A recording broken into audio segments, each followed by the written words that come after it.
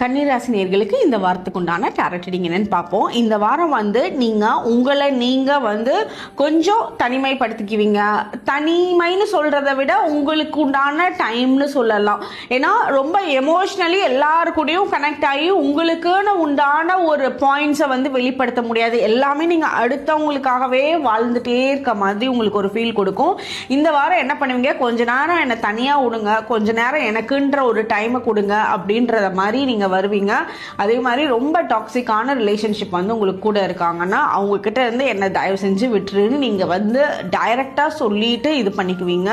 அதே மாதிரி இந்த டைம் உங்களுக்கு ரொம்ப மச் நீடடான டைம் தான். நீங்க இந்த வாரம்லாம் முடிஞ்ச அளவுக்கு உங்களுக்கு தூக்கம் நல்லா வரும். நீங்கெல்லாம் டைம் எடுத்து உங்களோட செல்ஃப் கேர் பண்ணிட்டீங்க அப்படின்னா வரக்கூடிய வாரங்கள்ல ரொம்ப உங்களோட பெர்ஃபார்மன்ஸ், உங்களோட வேலையிலயும் சரி, உங்களோட நீங்க வீட்டில் இருந்தீங்கனாலும் சரி, உங்களோட ஓவரால் பெர்ஃபார்மன்ஸ், உங்களோட மென்டலி, எமோஷனல், பிசிக்கல் எல்லாமே பெட்டராக இருக்கும்.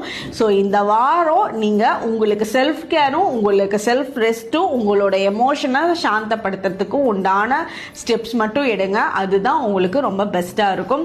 ரொம்ப யாராவது உங்களை ரொம்ப டார்ச்சர் பண்ணிட்டு இருக்காங்கன்னா அந்த இடத்துல அப்படியே சைலண்டாக அந்த இடத்துக்கு நீங்கள் எந்த ஒரு ரியாக்ஷனும் கொடுக்காம பிரேக் எடுத்துருங்க. அதுதான்